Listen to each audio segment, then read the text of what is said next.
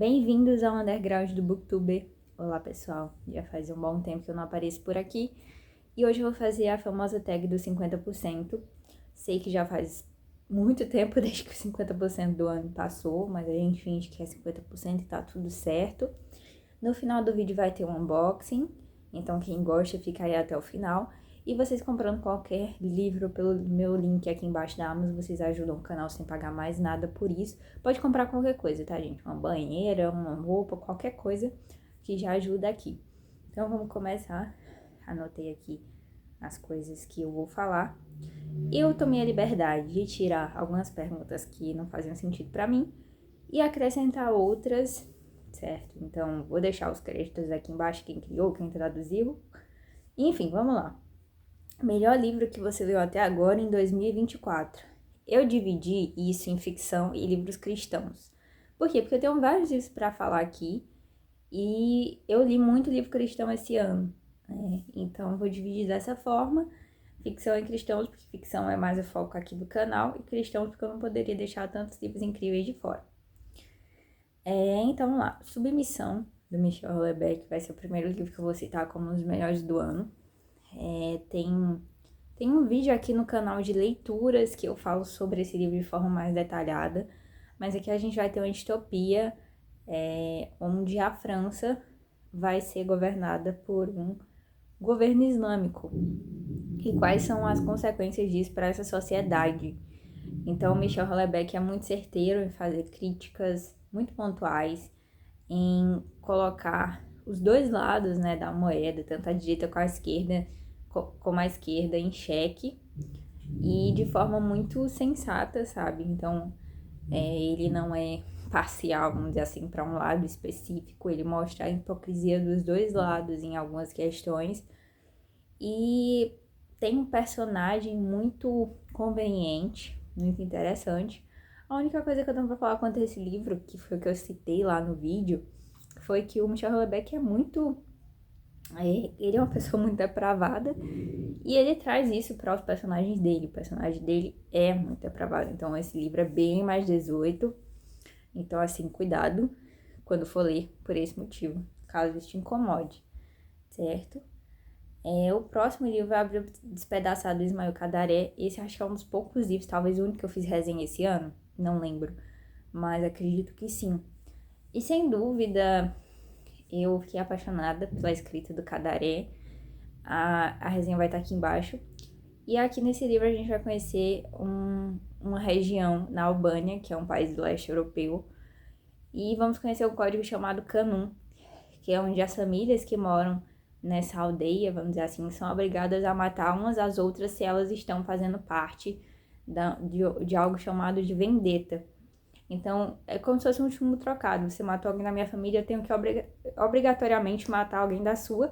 E é uma coisa que o Estado albanês não consegue interferir. E isso existe até hoje na Albânia. Então, no vídeo eu até deixei notícias lá. E a escrita do Ismael Cadaré tem um quesinho de sombrio que eu adorei, assim, é uma escrita crua e poética ao mesmo tempo. E eu amei demais esse livro. Ele talvez seja, junto com um dos próximos que eu vou falar aqui, um dos melhores do ano. O próximo é justamente esse, A Metamorfose do Kafka, que eu falei até no vídeo que eu achei que eu já tinha lido esse livro, mas eu não tinha lido. E é sensacional, tem toda essa fama mesmo de clássico, uma fama tão enorme, merecidamente, porque esse livro é tudo isso mesmo. Conta a história do Gregor Samsa, que um dia acorda metamorfoseado num inseto gigante, e como a partir disso ele não vai ter valor nenhum mais para a família dele. E esse livro ele faz crítica a tudo, à sociedade, ao sistema de trabalho, às nossas relações familiares. Tem um quê autobiográfico também, né? Então, assim, eu amei demais esse livro, eu fiquei pensando nele por muito tempo, às vezes ele ainda volta na minha cabeça. Então, ele e A Bíblia Despedaçada, sem dúvidas, foram os livros de ficção que mais me marcaram esse ano. E esqueci de falar que A Bíblia Despedaçado finalmente vai ganhar uma nova edição, já está em pré-venda aí pela Companhia das Letras. Quando eu li na edição da biblioteca, de onde eu estudo, e agora vai ganhar uma edição, finalmente, muito mais interessante, né, porque estava esgotado há muito tempo, vocês tinham que comprar em sebo, e agora vocês vão poder conhecer esse livro incrível e esse autor incrível através dessa nova edição aí que vai sair. O próximo é A Morte de Ivan Ilitch, do Tolstói. Também foi um livro incrível, maravilhoso, que vai contar a história desse cara que vai trabalhar ali para o Estado e diante da morte que ele passa a ver, né, realmente o valor da vida, o que realmente importava e como as pessoas tratam ele. E então, assim, é um livro muito reflexivo, muito lindo, muito bem escrito, que não tem como sair sem levar uns tapas na cara e uma sensação de tipo, a vida é um sopro, sabe? O que eu realmente estou dando valor? Então esse livro tem passado isso da maneira correta. O próximo é O Problema dos Três Corpos, do Cixin Liu. Eu não sei pronunciar o nome desse autor. Mas enfim, aqui a gente tem uma ficção científica, um hard sci-fi, como é chamada essas ficções científicas, que tem uma dose de ficção científica, de teoria mais forte do que essas ficções científicas como distopias, como 1984, entre outras, que são sim ficções científicas, tá? Distopias são consideradas ficções científicas porque elas tratam das ciências humanas muitas vezes, tá? Então ficção científica não se refere apenas às ciências da natureza. E aqui a gente tem esse hard sci-fi. Eu fiquei sabendo desse livro há muitos anos, muito antes dele lançar a série na Netflix. Só que o meu interesse por ele só surgiu a partir da série da Netflix. Eu comecei a assistir e eu gostei bastante. Eu vi uns 4 episódios, estava bastante viciada na série. E eu vi alguns comentários de algumas pessoas que tinham lido o livro que falaram que os livros eram bem melhores. Foi quando eu parei de assistir a série da Netflix e fui ler os livros. E eu li o primeiro livro e eu me apaixonei. Amei a escrita do autor. Ele não tem aquela escrita infantil e cinematográfica que alguns escritores de ficção científica contemporâneos têm. E vou falar melhor disso no final da tag. E ele não passa pano para comunismo, não passa pano para ditador. A gente tem um contexto de revolução cultural chinesa ali, né? Muito interessante. A forma que os personagens são inteligentíssimos, que não tem um romancinho para ficar preenchendo coisa. A Netflix estragou muita coisa do livro, muita coisa não tem nada a ver, enfiaram coisa onde não tinha. Nesse livro a gente conhece vários cientistas muito inteligentes, a elite do mundo, e eles são convidados para participar de uma espécie de jogo, e diferente da série que é aberto que é fechado, né, que você tem que receber um convite, aqui não, você só precisa acessar um site na internet, e aí qualquer pessoa pode entrar, é uma coisa muito mais aberta, vamos dizer assim. E aí, com o passar do tempo, vão descobrindo que isso tem a ver com os trissolarianos, certo? Então, o que é os trissolarianos? Não vou falar, porque é incrível como as coisas no livro caminham para um lado e a série caminha para outro. Então, talvez se eu falar pode estragar a experiência de alguém. Mas assim, eu amei demais e já comprei a continuação, que tá aqui. Finalmente vou ler A Floresta Sombria. E eu fiquei numa onda de ficção científica por causa desse livro. Estou lendo um no momento. Não tô gostando tanto quanto eu esperava. Reparação, do Ian McKellen, vai ser o outro livro que eu vou colocar aqui, porque foi um dos melhores livros que eu li também esse ano. Terminei recentemente, li numa leitura conjunta com a Mônica Álvares, que é uma amiga minha aqui do BookTube, e ela faz leituras conjuntas muito boas, fazendo o acompanhamento das partes do livro, tudo mais, um precinho camarada, maravilhoso. E isso tudo na área de membro do canal dela. Então, se vocês quiserem participar, eu vou deixar aqui o link do canal da Mônica. E agora a gente vai ler A Abadia de Northanger, da Jane Austen. E Reparação conta a história de uma família inglesa. E ali a gente vai ter a Cecília, que é a irmã mais velha, a Brione e o Leon, que é o irmão mais velho, e a Brione sendo a irmã mais nova. A menina de 13 anos e ela é muito fantasiosa, cria histórias. Inicialmente a gente vai ver ela criando uma peça. E a chegada dos primos dela, filhos da irmã da mãe. E aí, a partir disso, que é uma coisa muito simples, se desenrola toda a história, né? Porque a Brione vai ver a Cecília com o filho da empregada, que é o Rob. e vai criar um monte de coisa na cabeça dela, tá acontecendo alguma coisa errada.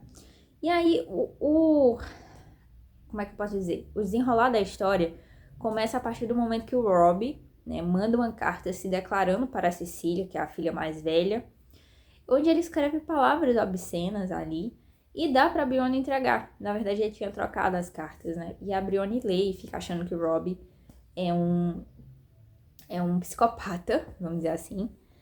Até que chega um momento que a sobrinha, né, a prima dela, a Lula, vai ser vítima de violência sexual. E a Briony acusa o Robbie. Então, esse é o ponto da história, né? Essa acusação. E aí a gente vai ter o desenrolar do resto da história. E eu gostei muito, achei um livro incrível. E eu não sei se eu falei demais agora. Aí tem gente me xingando dizendo que eu dei spoiler. Mas enfim, gente, essa é a premissa, sabe? Eu não sei se eu falei demais. Cafés e Lendas, do Travis Baldrins. Não sei pronunciar. Mas esse foi a minha última leitura e eu tava muito ansiosa pra ler esse livro. Eu não costumo me interessar por esses livros de cozy, tipo, esse negócio com livraria, com gato, essas coisas pra mim não dá, né? Eu até li um livro com a Michelle, minha amiga, esse ano, que é aquele gato dos livros, esqueci o nome.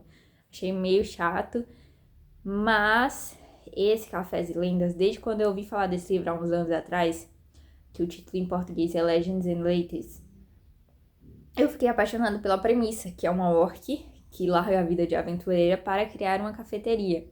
Eu achei isso legal, eu fiquei tipo, mano, isso é a taverna do Shrek, sabe? Que o Capitão Gancho fica tocando lá, isso é o dia a dia daquela taverna, eu preciso disso. Aí, beleza, fiquei esperando ansiosamente para esse livro sair no Brasil. Saiu, veio uma promoção, eu finalmente comprei e li, e eu achei incrível, sabe? Basicamente, essa é a premissa mesmo, uma orc que era uma aventureira, matava pessoas e tudo mais, ou criaturas, vamos dizer assim, porque tem várias criaturas nesse livro. E aí ela decide criar uma cafeteria. E ela vai encontrando pessoas entre aspas, são criaturas, uma súcubo, um gnomo e um rato, e eles vão montando essa cafeteria junto com ela. Então esse livro é sobre isso, é o dia a dia dela construindo essa cafeteria. Então não é aquela fantasia épica de vamos salvar o mundo, nós temos que matar um grande vilão, essas coisas. Não vai ter nada disso aqui. Esses clichês da fantasia épica não estão aqui, né? A intenção do livro é ser um livro que não acontece muita coisa mesmo, o dia a dia. Então sabe aquele negócio de que, acho que é do Hitchcock essa frase, tipo, que os cinemas é a vida sem as partes chatas. Não, aqui é o contrário. Essas partes chatas, entre aspas, só que aconchegante.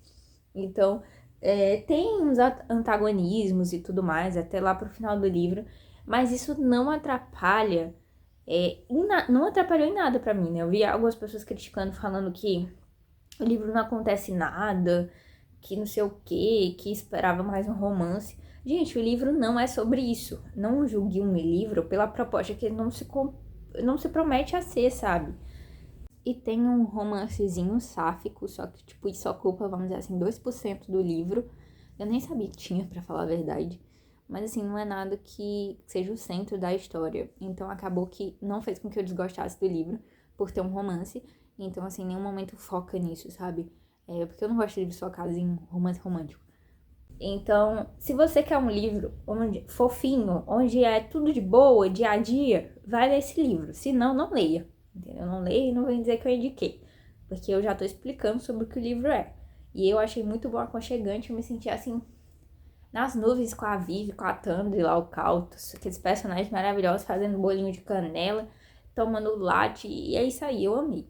Então, tudo que esse homem lançar eu quero, e tem um prequel já, né, desse livro, que conta a história da Vivi antes de abrir a cafeteria.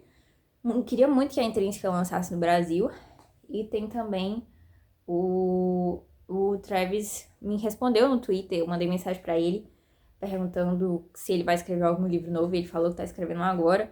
Depois eu descobri também numa notícia que ele vai fazer mais 3 livros nesse universo, com outros personagens, não é provavelmente o pessoal do Cafés e Lendas.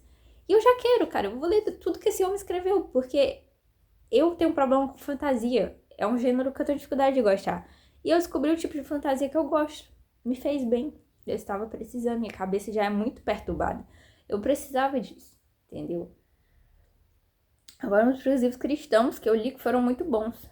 Como sempre, meus vídeos ficam enormes, então vou tentar dar uma acelerada aqui. Então vamos lá, os livros cristãos eu coloquei Liturgia do Ordinário, da T.T. Rowan.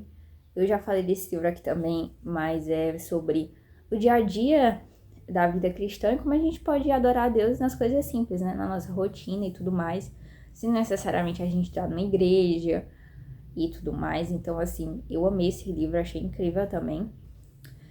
Estamos Juntos, do R.C. Sproul, que é incrível, como tudo que eu leio do Sproul eu gosto. Eu gosto muito de Sola Gratia dele, que foi um dos melhores livros do ano passado.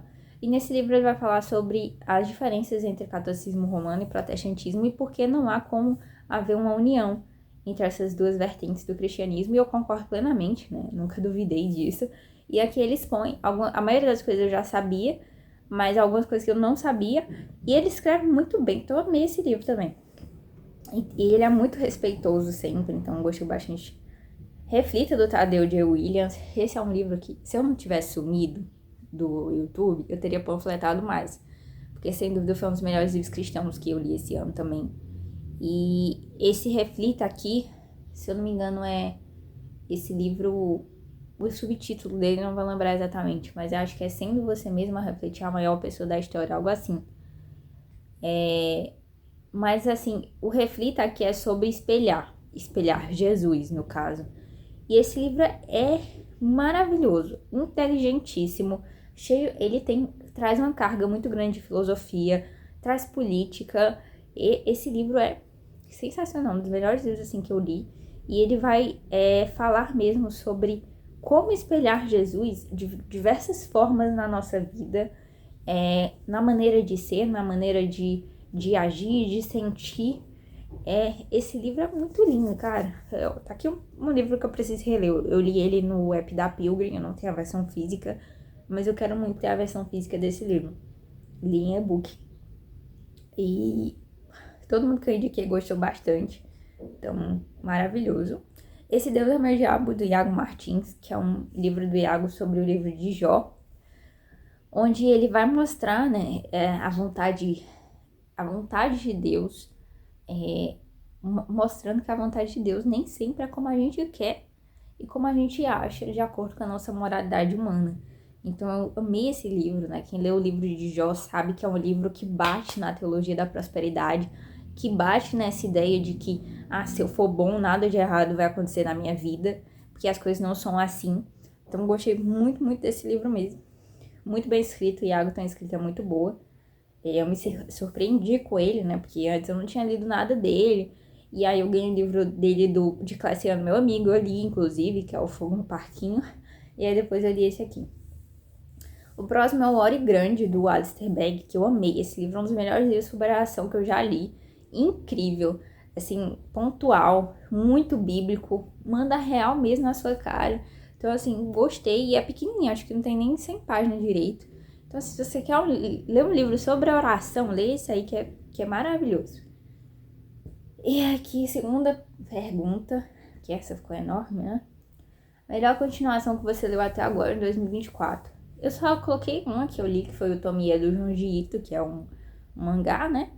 E esse mangá é a continuação do Tomie 1, que vai contar essa história dessa menina, que é o cão, né? O próprio cão, porque ela deixa os homens loucos, os homens matam ela, depois ela surge ainda pior e se multiplica, e ela desgraça, acaba com a vida de todo mundo. Quem deu Tomie sabe.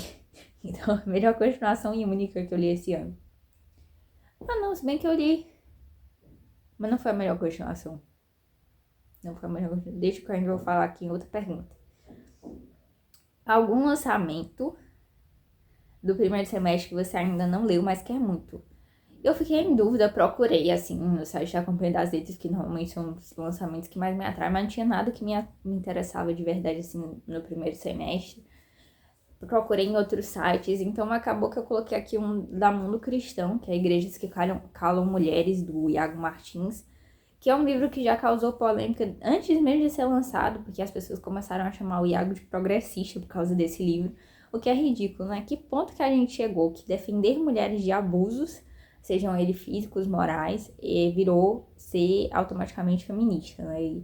Então, assim, as pessoas, elas estão nos extremos, ou você tem que odiar a mulher, ou tem que botar ela lá em cima e superior ao homem, isso é ridículo. Então, eu gostei muito dos temas que o Iago vai tratar aqui, sobre o feminino em diversos pontos da igreja, seja falando sobre abuso sexual, moral, pastorado, feminino, entre outras coisas. E então, assim, eu amei o sumário, assim, do livro, então eu tenho muita vontade de ler esse livro. O próximo é o livro mais aguardado do segundo semestre, e eu coloquei Um Ditador na Linha, do Ismail Cadaré, por ter se tornado um autor muito querido por causa de Abril Despedaçado. E eu achei a ideia desse livro sensacional, que vai ser uma ligação que o Stalin faz para o Boris Pasternak, autor de Doutor Zhivago. E, se eu não me engano, esse livro ele vai falar sobre essa relação da arte e da política, sobre ditaduras e como elas censuram a arte. Achei sensacional a premissa, então o Boris Pasternak ele fez aquele livro, se eu não me engano, como uma crítica mesmo à ditadura stalinista. Então eu achei bem interessante a proposta desse livro. O livro que mais te decepcionou esse ano? E como é decepção, é um livro que eu esperava muita coisa e não obtive. Eu vou colocar o Retrato, volume 1, do Érico Veríssimo. E por quê, gente? Porque o Continente, volume 1 e 2, é simplesmente 2 livros favoritos da minha vida. Eu sou apaixonada pela história, pela Ana Terra, por tudo, assim, o Continente é sensacional. E o Retrato, eu esperava que mantivesse pra mim essa coisa incrível que eu senti no Continente. E não manteve. Por quê? Porque eu senti que o Érico maximizou algumas coisas que eu não tinha gostado no Continente, no Retrato. Por quê? Porque o que eu tinha raiva no Continente? Um dos personagens que mais me causa raiva na literatura é o Capitão Rodrigo Cambará, em Continente, porque é aquele cara que faz umas coisas legais, mas trata a mulher que nem lixo, trai ela com todo mundo, e todo mundo fica, ai, Capitão Rodrigo Cambará, e eu não tenho paciência pra homem que fica traindo mulher o tempo todo. E aí aqui nesse livro, o Érico Veríssimo traz isso aflorado na figura do Dr. Rodrigo Cambará, que é o bisneto do Capitão Rodrigo Cambará, e ele é igualzinho ao bisavô, e às vezes tem algumas histórias que saem sobre ele, muito cabulosas também nesse livro, e muitas páginas desse livro são sobre isso, sobre essas aventuras sexuais e sobre traição. E isso me incomoda muito, porque isso é uma coisa que eu sinto muito nos livros do Érico Veríssimo, que não existe homem fiel nos livros dele. E aí você fica tipo, caraca, o que ele tá querendo passar aqui com essa... Provavelmente o Érico tinha essa visão de mundo, ou ele só estava querendo refletir a sociedade da época, com o fato de que a maioria dos homens não eram fiéis às suas mulheres e tratavam elas assim, achavam que elas não deviam ter esse respeito. Beleza, eu entendo isso, se foi essa a ideia. Se não foi também, faz muito sentido, porque eu passei a vida toda vendo isso na minha própria família, né? Então, assim, eu acho que esse contato com esse tipo de temática, com essas coisas que me causam lembranças péssimas, e o fato de eu ficar horas lendo sobre esse tipo de assunto me irritou, entendeu? Essa é a real. A escrita do Érico é boa, é maravilhosa. Eu amo a escrita do Érico. Esse livro é um livro bom, tá? Eu dei 3,5 pra ele, que é uma nota boa. Mas é porque não foi tão bom quanto o outro. E essas coisas me incomodaram, porque eu tenho preguiça de homem cafajeste ocupando mais da metade do livro o tempo todo. Então, assim, foi por isso que eu não gostei tanto, entendeu? Então é isso, mas a escrita continua maravilhosa. E eu gostei também da ambientação histórico-política que o Érico faz aqui. Então, é isso. Os piores do ano. Eu coloquei 3 livros que eu já falei aqui em outro vídeo, que é o Tudo é Rio. Eu não vou explicar muito o que eu não gostei, eu vou deixar aqui o link embaixo dos livros que eu não gostei. Tudo é Rio, também Guardamos Pedras Aqui e Seda. São 3 livros que eu detestei, achei mal escritos, sem sentido, forçados, tudo de ruim. Então, assim, aqui embaixo. O livro que mais surpreendeu esse ano: Divinos Rivais, da Rebecca Rose. Por quê? Porque é um gênero que eu não costumo ler, né? Eu não costumo ler romantasia, que seria o que é isso, que é uma fantasia mais focada no romance. Eu já expliquei também porque que eu comprei esse livro, foi porque eu tava com a intenção de revender ele. Agora a editora sacaneou todo mundo lançando uma edição ilimitada com corte colorido, né? Mas enfim. Mas eu li no momento que eu tava precisando de uma leitura leve, quando eu comprei pra revender. E eu me diverti bastante com essa história, achei uma história legal, não tem nada de apelação sexual explícita. Gostei do casalzinho, gostei da história de pano de fundo. Então foi um livro bem confortante, vamos dizer assim, reconfortante. E eu dei 3,5, acho que pra ele, pra o que se propõe a ser. Então, surpresas. Novo autor favorito que lançou seu primeiro livro nesse semestre ou que você conheceu recentemente. Eu vou colocar o Ismael Cadaré, porque se a escrita dele for assim em todos os outros livros, eu vou continuar gostando muito dele. Seu personagem favorito mais recente, colocar o Gregor Samsa, que mesmo diante de tanta patifaria que fazem com ele, tanta... Ai, que ódio que fazem com esse personagem. Ele continua sendo um amor de pessoa, entendeu? E agora um amor de inseto. Entendeu? Então, assim, não pisem no Gregor Samsa, porque pisaram demais e aí deu no que deu. Aí, um livro que te deixou feliz nesse primeiro semestre. Cafés e Lendas, que eu já citei aqui, que eu fiquei assim... Ai, que maravilha. Me senti assim nesse livro. Que delícia. Melhor adaptação cinematográfica de um livro que você assistiu até agora, em 2024. Eu não lembrei. Então, eu coloquei Silo, da Apple TV, que é inspirado numa série de livros, 3 livros de ficção científica. A série tem seus problemas. Principalmente ali no meio, é meio arrastada, mas tem uma proposta muito legal. Que são pessoas que estão presas dentro de um silo e ninguém sabe por que tá ali. Então, é tipo um lugar subterrâneo, né? Então, assim, que tem uma ditadura ali. Então, assim, bem interessante.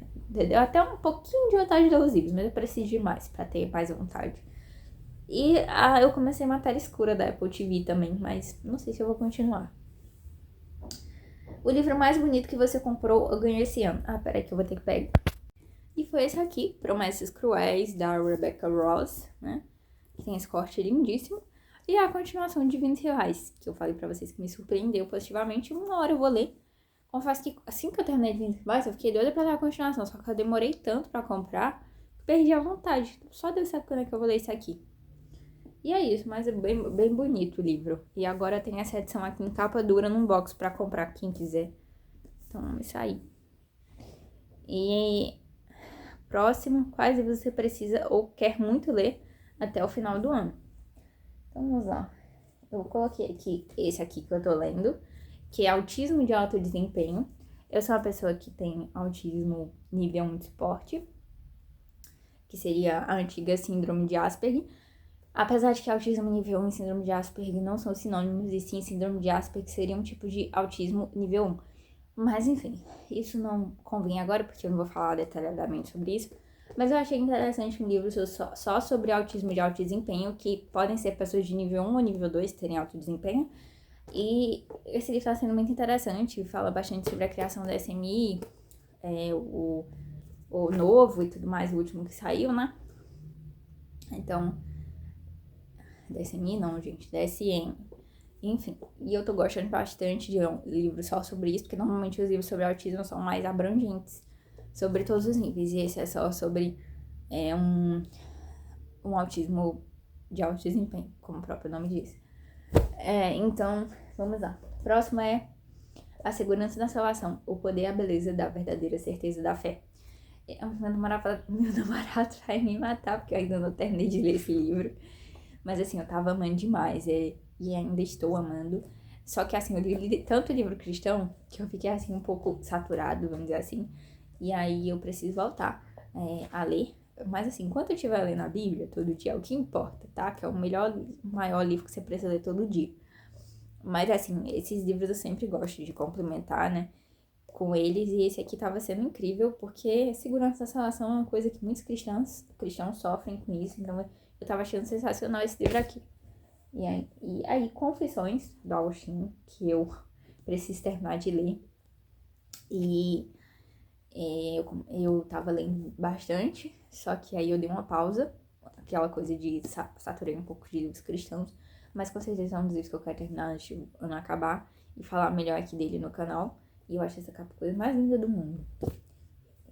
E um dos que eu quero ler agora, né, a Abadia de Northanger, da Jane Austen, porque faz parte da leitura conjunta do canal da Mônica. Eu acho que eu vou gostar muito porque é gótico e eu amo tudo que... Amo tudo não, alguns clássicos góticos eu não gostei. Exemplo, o Retrato de Dorian Gray e Drácula. Mas eu espero que eu goste desse. E porque eu já gostei de Jane Austen com Orgulho e Preconceito.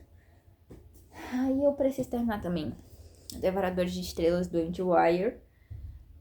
Eu confesso pra vocês que esse livro aqui, ele tá sendo um pouco decepcionante no quesito escrita. Eu tô sentindo nele a mesma coisa que eu senti com Blake Crouch, que é o autor de Matéria Escura e Recursão. Eu li Recursão do Blake Crouch. E nos dois livros eu sinto a mesma coisa. Uma escrita muito amadora, uma escrita que é feita pra virar filme. A sensação quando você lê esses dois autores, tanto o Blake Crouch quanto esse aqui, o Andy Weir, é que você já viu 1000 vezes aquelas cenas em filmes. Até as falas dos personagens são caricatas, são ridículas, sabe? E é triste porque as ideias dos livros dele são incríveis. Tipo, a ideia aqui é muito legal mesmo. Posso falar melhor dele quando terminar de ler. Mas, assim, são ideias incríveis cientificamente falando, mas a escrita deixa a desejar. Então, são coisas que me incomodaram nos livros desses caras. Aí eu quero ler a continuação de Problema dos Três Corpos, né? Que tá aqui também, A Floresta Sombria. E quero ler O Cérebro Autista, da Temple Grand, que eu assisti o filme dela, gostei muito. E ela era uma pessoa de autismo nível 3, que hoje seria 1, 2, por aí. E eu quero ver o que é que ela vai falar aqui sobre. Tem um certo receio, porque ela é uma pessoa que também tem síndrome de Savant, que é a síndrome dos superdotados, além de autismo. Então não sei se ela vai dar uma misturada nas coisas ou não, mas vamos ver aqui. E é isso. Eu acho que eu falei demais. Tchau, fiquem com Deus.